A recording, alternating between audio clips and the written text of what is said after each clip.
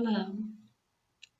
Bom, turma, na aula de hoje, então, nossa aula de número 6, vamos dar continuidade a discutir o assunto que se iniciou na aula anterior, que se refere, então, a questões éticas no campo da pesquisa, né? Considerando que vocês estão fazendo um trabalho acadêmico de finalização de disciplina, né, e de tempo de estágios, né, que tem essa perspectiva de trazer reflexões e vinculados ao governo federal, de investir na pesquisa no Brasil, né?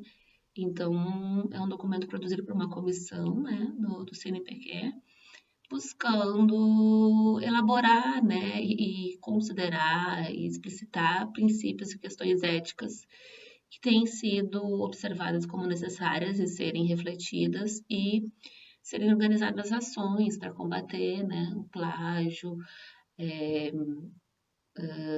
depois a gente vai conversar um pouco mais, até eles falam ali de alguns casos, justificam, né, que já houve no campo da ciência sobre a apropriação, né, intelectual, que é justamente até o que a Michelle conversou na aula 5 com vocês, né. Então, a questão da apropriação, da propriedade intelectual, são cuidados éticos, né, no âmbito da pesquisa, tá? Então, esse documento, né, ele vai visar duas linhas de ações referente ao tema da integridade, né, e ética na pesquisa. Ações preventivas e educativas, ou seja, né, educar os pesquisadores de forma que eles também, né, que vocês também compreendam, né, como ter um posicionamento ético e responsável. Ações de desestímulo a más condutas, inclusive de natureza punitiva, né? Também prevendo punições para esses casos, porque, né, são antiéticos, são más condutas que não devem ser propagadas. Então, destacam-se no documento as excelentes propostas de produções e publicações e materiais educativos em língua portuguesa sobre tipos de fraude ou má prática na pesquisa e publicações científicas. A estes materiais deverá ser dada ampla divulgação, orientadores acadêmicos, né, entre orientadores, cientistas, estudantes. Inclusive a questão da promoção de disciplinas ou espaços, né, que busquem discutir sobre isso, tanto em nível de pós-graduação quanto de graduação. Muitas vezes as ações ficam mais atreladas à pós-graduação, mas é importante a gente discutir isso na graduação, porque a pesquisa faz parte, né, da formação. Vocês fazem pesquisas, vocês têm feito pesquisas e estudos, né.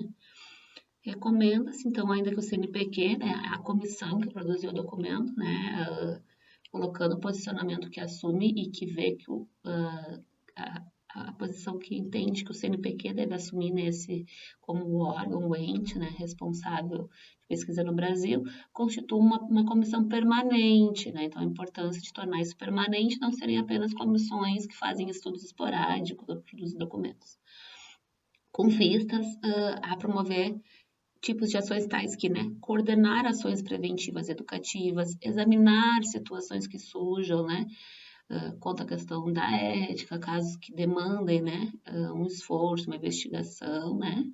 Caberá também a essa comissão propor à diretoria executiva desdobramentos adequados, né.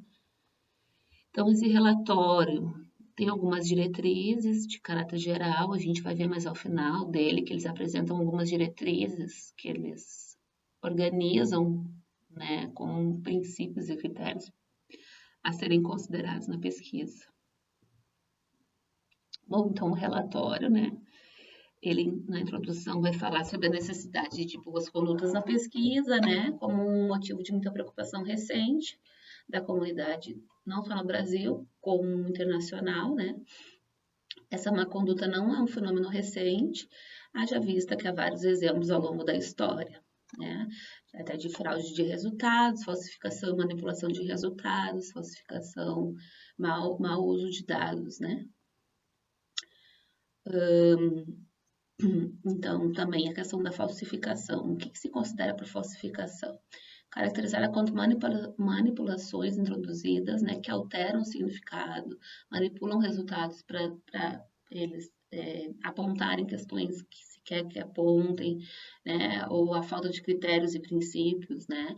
Então, não ter uma metodologia bem clara, explicitada, e não aplicar essa metodologia de forma que ela é esperada e que deve ser feita, né? Isso é um cuidado. Então, isso para vocês, no caso de vocês que estão fazendo reflexões, né? É importante sempre a gente ter muito cuidado quando a gente está usando fontes e referenciais com base em outros autores, para a gente se apropriar do que o outro realmente falou, porque senão às vezes a gente pode mudar e alterar a fala do autor, né? Então, por isso que é importante que vocês se fundamentem e subsidiem, né? Eu sempre indico assim, né? Não pegar tantos autores, né? Porque isso vai demandar o quê? Às vezes, para tu pegar e te basear numa fala, numa frase de um autor, tu tem que ler todo o material dele, tu tem que ler pelo menos todo aquele texto dele. Não pode pegar partes separadas, né?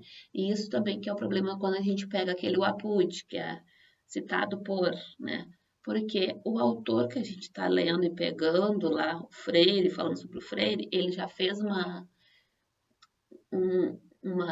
citação indireta em que ele usou a ideia do Freire para subsidiar algo que ele está falando ali.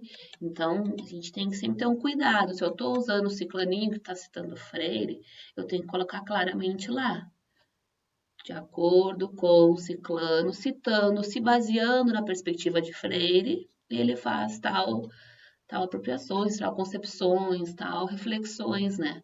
Porque às vezes ele não vai estar falando a perspectiva freiriana, né, na sua essência. Ele já está fazendo uma reflexão, uma reorganização de até algumas ideias, né? Então, esses cuidados, assim, é importante a gente ter, porque hoje em dia, sobretudo, né, essa questão da internet e também, às vezes, que é uma questão também do mundo hoje, a gente pega pedaços de coisas, né, e aí, às vezes, ficam soltas as citações e os pontos de vistas. Depois a gente olha ali e vê, eu acho que isso aqui dá para dizer o que eu quero dizer, ou encaixar como eu quero que diga. Não é assim. Eu não posso mudar a perspectiva de um autor, eu não posso mudar conceitos. Os conceitos estão formulados já por autores. Então, se eu vou pegar o conceito de ética, eu vou ter que ver que autor eu vou pegar, porque a ética é um conceito que tem abordagens por vários autores, né? Então, esses cuidados são importantes, porque senão eu estou fazendo o quê? Manipulação, falsificação de um pensamento. Então, eu sempre indico assim, pegar menos autores, né? Não pegar, porque a qualidade do trabalho não é pela quantidade, é pela qualidade, né? Então, pegar alguns autores que vocês já tenham proximidade ao longo do curso, já tenham lido, tenham gostado da perspectiva, né? E subsidiar algumas questões importantes para orientar o trabalho de vocês. Pegar alguns autores que vocês vão buscar nas bases de dados, que eu também já indiquei aqui em outras aulas, né? Vou pegar dois textos, vou pegar dois, três textos, né? Às vezes está trabalhando com dois conceitos que num texto só não fala os dois conceitos, eu pego um texto sobre um conceito e um texto sobre outro, né? E vou me baseando nesses dois textos, né? Então, e isso são cuidados que, no caso de você, do tipo de estudo que vocês estão fazendo, que devem ser considerados, né? Então, eles vão explicando o que é essa questão da falsificação, né? Por exemplo, aí dá um exemplo, né, de situações consideradas legítimas, como o emprego de um software de aumento de contraste usado por astrônomos. Pode revelar objetos celestes dificilmente identificados de outra maneira. Alterações no contraste ou no brilho para melhor são consideradas legítimas, né? Então, aqui está falando pesquisas que vão fazer o uso de imagens por contraste, para ver coisas, né? Identificar objetos na Lua, no céu, né? No espaço, né? Então, há coisas que são legítimas, mas há coisas que podem ser usadas para manipular os dados. E mesmo aqui, né, quando então eles mudam os graus, as formas das lentes para ver como melhor observa mais longe, né? Tudo isso faz parte da metodologia e tudo isso deve ser descrito, né? Então, todo esse processo, ele é esperado que vá na metodologia. A gente ainda vai falar em outras aulas sobre a metodologia. Então, na metodologia, não é só dizer que a pesquisa é qualitativa, que eu vou fazer uma análise. Não, eu tenho que dizer, bom, como é que eu fiz a escolha dos autores da fundamentação? Eu fui no Cielo, escolhi textos, e botei o escritor que eu queria trabalhar sobre violência, né?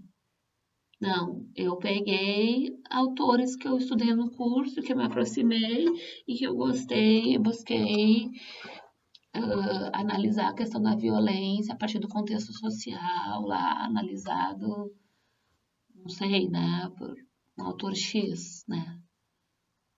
Então, isso aí são definições metodológicas e clarezas metodológicas que situam o leitor que tu não fez de qualquer jeito, que tu teve um processo sério, um processo que tu escolheu, né? Um processo que tu seguiu, ou seja um processo que eu segui a partir dos conceitos chaves que eu fui buscar, seja a partir de autores que eu me apropriei, que eu gosto, que eu acho que vão ir na linha do que eu quero discutir, que eu já conheço um pouco da perspectiva deles, né? Então, isso tudo a gente tem que deixar claro. E assim também as minhas análises. As minhas análises eu vou me basear, né, análise do resultado do trabalho, em autores ou em categorias criadas a partir dos textos que eu busquei na fundamentação, tá? Escolhi duas, três categorias analíticas. Vou falar sobre a violência na escola, eu vou falar sobre a violência socialmente, como reflete na escola, tá? São categorias que eu escolhi e eu estou explicando para o leitor o processo que eu desenvolvi metodologicamente, né? Então, isso é importante também, né? Então, as consequências de falsificação, de plágio, né, podem favorecer indevidamente seus autores, né, para conseguirem vantagens, para obterem resultados, para realizar um trabalho, né, e ser bem avaliado no curso, né, no caso de vocês, nesse caso. Então, é uma crescente influência desse processo no autoplágio, né? O que é o autoplágio? É a replicação de plágio, né? E o autor se autoplagiar e buscar publicar infinitamente para ter mais artigos publicados, porque isso, seja para currículo, seja para concurso, seja para seleções, muitas vezes é, é avaliado, né? Então, quanto mais quantidade se tem, mais melhor as pessoas conseguem ir em currículos, em participação, muitas vezes em concurso até. Então, a comissão sugere algumas linhas de ações para prevenir, né, esse tipo de posicionamento. Ações preventivas, né, educativas, e ações de estímulo a más condutas, inclusive com punições. Então, vai explicando, né. E aí, mais para o final já, né, vocês depois podem ir lendo com calma, estudando isso com calma, né, refletindo e se apropriando dessa documentação, né, as definições, né. Então, eles dão algumas definições sobre essas posições antiéticas, né? Então, por exemplo, né? Fabricação e invenção de dados. Consiste na apresentação de dados ou resultados inverídicos. Então, resultados que não são verídicos, né? Que não são exatamente do jeito que estão sendo, né? Mas que, como eu tinha uma ideia e um problema de pesquisa, eu quero que esse problema seja visível e apareça nos meus dados, eu manipulo os dados para que isso aconteça. Falsificação. Consiste na manipulação fraudulenta dos resultados, de forma a alterar-lhes o significado. Então, falsificar os dados, né? Sua interpretação ou mesmo a confiabilidade. Cabe nessa definição a apresentação de resultados reais, como se tivessem sido obtidos em condições diversas. Né? Então, é a falsificar, manipular os dados, né? Plágio consiste na apresentação como se fosse de sua autoria, né? Então, é um caso também aí que vê muito no âmbito do trabalho científico, na nossa área da ciência humana e social, são muitas vezes partes escritas, né? Por mais que tudo que a gente fala, a gente já leu em algum lugar, mas há conceitos, há coisas chaves que a gente usa e fala que são de autores. E aí tem pessoas que vão ler e vão dizer, isso aqui, esse clã não está sendo citado. Claro que às vezes a pessoa não conhece, mas muitas vezes conhece a perspectiva do Freire, a perspectiva da Marina Chauí, Silvio Galo e outros aí da filosofia que são clássicos, né? Aristóteles, Platão, enfim, né? Então, os conceitos, essa questão do plágio é um cuidado importante. E isso também expressa que o autor reconhece, né, as pessoas do campo que ele está falando. Então, tá o pensamento ali sobre educação bancária, educação de transmissão, né? Uma educação baseada na transmissão. É perspectiva freiriana, né? Clássico freiriano, perspectiva clássica do Freire. Então, quando a gente lê, a gente já diz, tá conhecendo o campo, não tá se apropriando e fazendo um uso, né, desqualificado de perspectivas e falas do campo, né? Então, essa questão do plágio é um cuidado muito grande, até porque no outro material que a gente vai ver ali um pouco, que vocês vão poder depois olhar mais aprofundadamente por vocês, é crime o plágio, né? Tu pegar e te apropriar de coisas de outras pessoas sem mencionar é crime, né? Então, por isso que a gente tem que ter um cuidado quando a gente pega falas, citações, ideias, a gente sempre está escrevendo do lado. Já quando a gente anota e faz essas anotações, né, que às vezes a gente já vai anotando, só que daí a gente não faz o registro de quem é aquela citação, de quem é a fonte, né?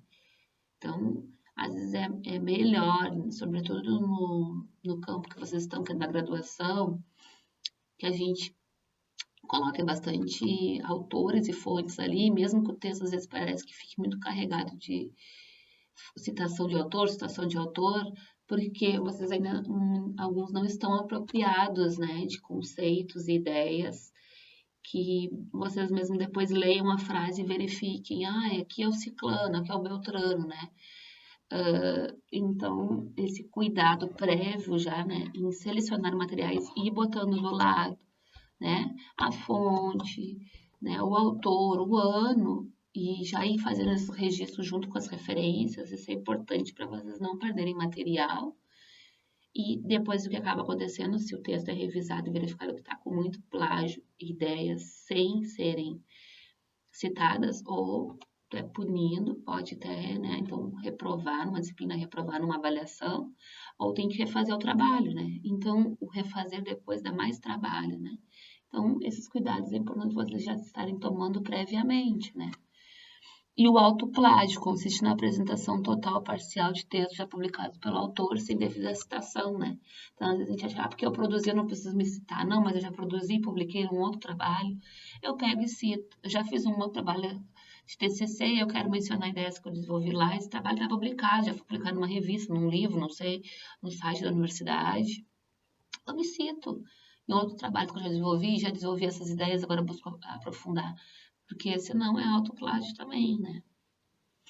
Bom, e aí aqui umas diretrizes que também é uma coisa muito legal, que são aí umas diretrizes que eles apresentam para orientar uma posição, uma posição. Então, pessoal, aí no final do documento é apresentado um material que são diretrizes, né? E aí eu vou pedir que vocês leiam com cuidado essas diretrizes por conta do horário já, né, da nossa aula já está se finalizando. Então, são 11 diretrizes apresentadas para orientar esse cuidado, né, de integridade ética na pesquisa, tá? E também o documento que é do plágio. Então, que vocês leiam ali, é uma cartilha produzida, né, e que fala como evitar o plágio, o que é plágio, o que não é plágio, esses cuidados. Ainda que a gente esteja falando sobre essas discussões, tem muitas pessoas que às vezes ficam com medo de cometer plágio, né? Não tenham medo, mas tenham cuidado, se resguardem. Ou seja, procedimentos para se resguardar do plágio. Anotar, fichar quando estiver pegando materiais, os autores, a fonte, se apropriar de como se faz a citação, adequadamente indiretas, citações indiretas. Como eu nomeio a fonte de um autor no texto?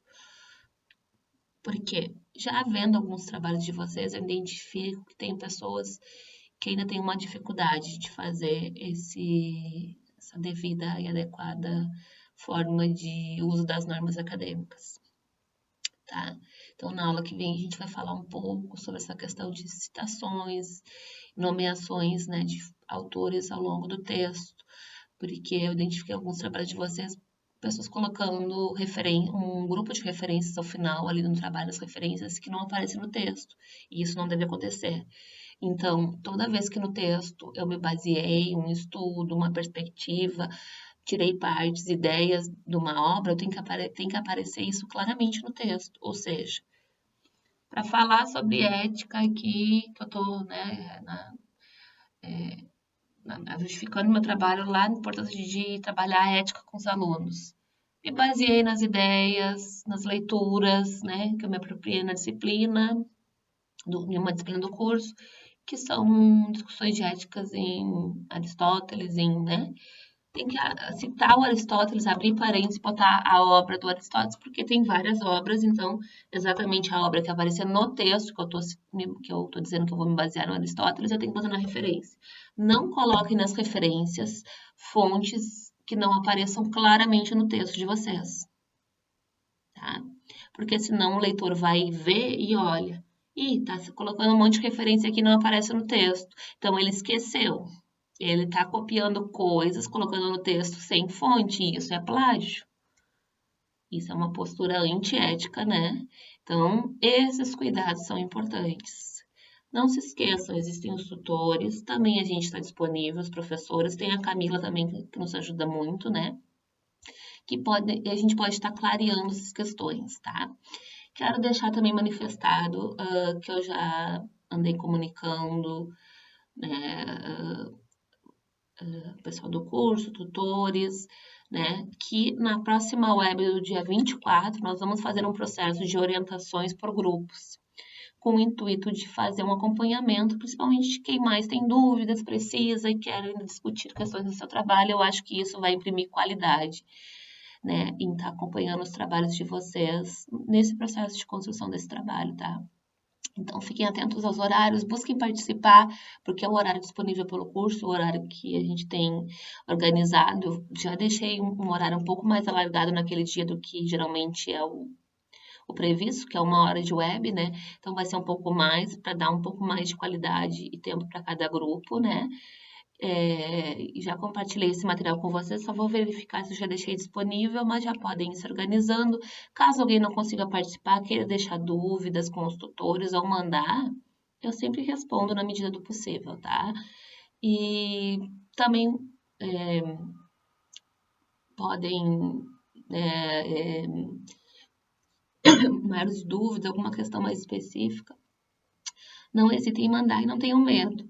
E não tenham medo de colocar as coisas no trabalho também, porque a gente está em processo de construção. Então, se a gente tem acesso, a gente pode revisar e mandar para vocês. Também o complicado, às vezes, é quando a pessoa deixa tudo lá para o final. Aí, realmente, vai me entregar um trabalho muito grande para o final, como nós temos muitos alunos para corrigir, muitas vezes não dá tempo de corrigir e também não dá tempo de retornar para vocês fazerem as revisões. E como eu falei, plágio, cópias indevidas, né, falsificação, manipulação de estudos e fontes e dados, é possível de punição, de vocês reprovarem, né, na avaliação da disciplina, considerando que a avaliação sede dessa disciplina é a construção desse trabalho. Então, é importante vocês fazerem um trabalho com qualidade, com ética, né, porque são princípios que vão ser avaliados aqui na disciplina do curso, né? Tá, então se apropriem desse documento, nós ainda vamos discutir na próxima aula sobre a questão de construção de uma análise, né, com ética e criticidade, tá? E em outras aulas ainda vamos estar discutindo outras questões sobre a construção de trabalhos acadêmicos, tá bom? E é isso, então até a próxima, gente.